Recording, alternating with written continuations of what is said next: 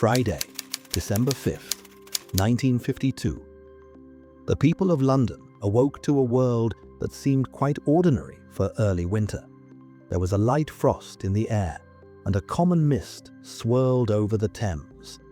Londoners, long accustomed to the famous pea soupers, as they called their thick fogs, simply wrapped their coats tighter and lit their fireplaces to warm their homes before the workday.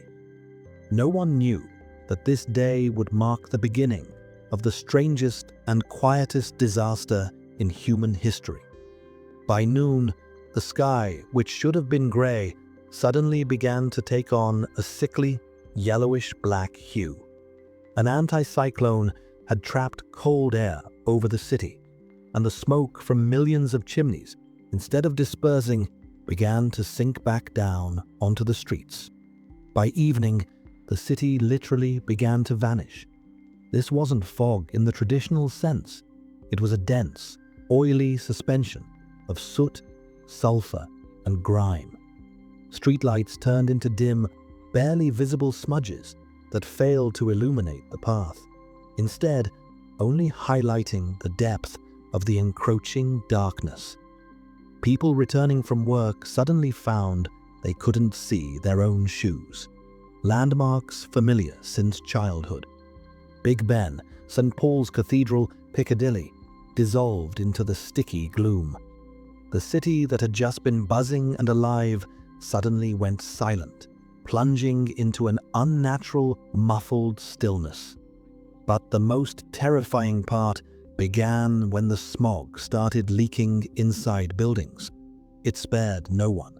It seeped through window cracks and under doors, filling living rooms, hospital wards, and even cinemas. That night, audiences walked out of movie theaters because they couldn't see the screen. The black shroud hung right inside the auditorium.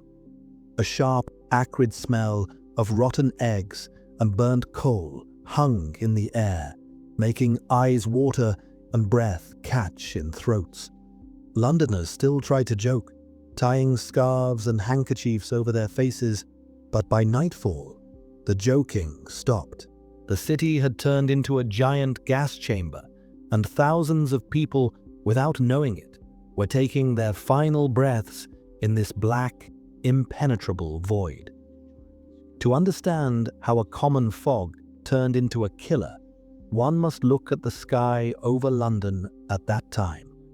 The tragedy was caused by a rare meteorological phenomenon known as temperature inversion. Normally, warm air near the ground rises, carrying away gases and dust. But in that ill-fated December, everything went wrong. A powerful anticyclone hung over southern England, trapping a layer of cold, stagnant air right against the ground. Above this cold layer, like a giant lid, lay a layer of warm air. Vertical circulation stopped.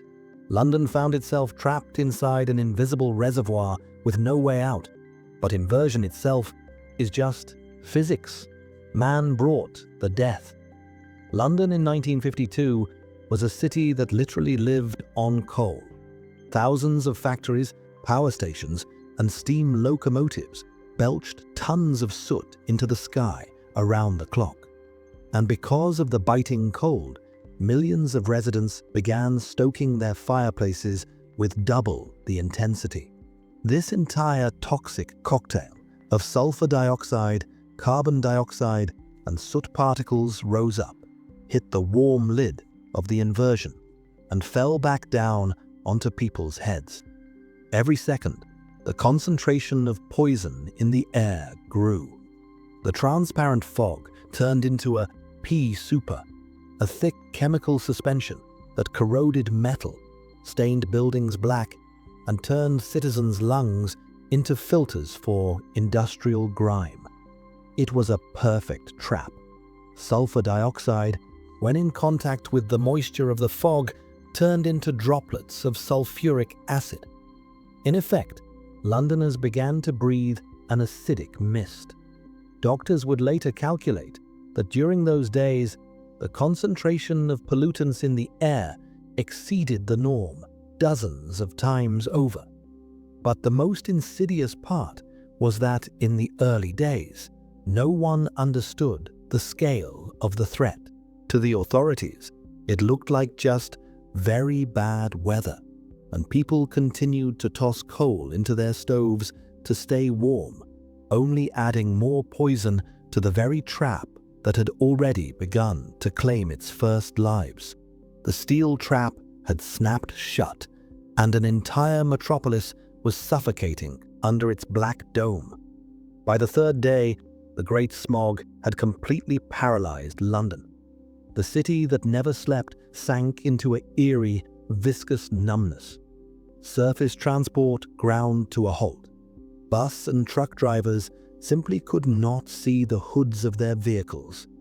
The only way to move was for conductors to walk ahead of buses with lit torches in their hands, trying to feel for the edge of the curb. But soon, even this became impossible. People got lost on familiar streets they had known for decades. A person could step out of their doorway and within minutes have no idea where they were. The world around them had turned into a sulphurous void, stripped of sounds and landmarks. But the chaos on the roads was just the tip of the iceberg. The tragedy was unfolding in the silence of London apartments. The smog was everywhere. In hospitals, doctors and nurses worked in gauze masks because the corridors were filled with toxic mist. Death came unnoticed. People went to bed with a slight cough and couldn't be woken in the morning. The acidic fog literally burned the lungs of the elderly, children, and those already suffering from asthma. Ambulances stopped responding to calls. Doctors simply couldn't find their way to patients, and foot patrols found bodies right on park benches and at subway entrances. The most gruesome evidence of the disaster was what was happening behind closed doors. In London's theatres and cinemas, performances and screenings had to be cancelled. Not because people didn't show up, but because the smog inside the buildings was so thick that even the front rows couldn't see the stage. Animals suffered no less than humans. At the famous Christmas livestock show in Smithfield, prize cattle began to collapse and die of suffocation right in their stalls. London had turned into a giant open-air morgue.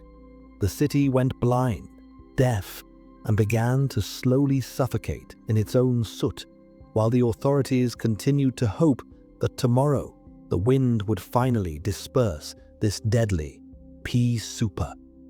While London suffocated, a strange calm reigned in the halls of Westminster.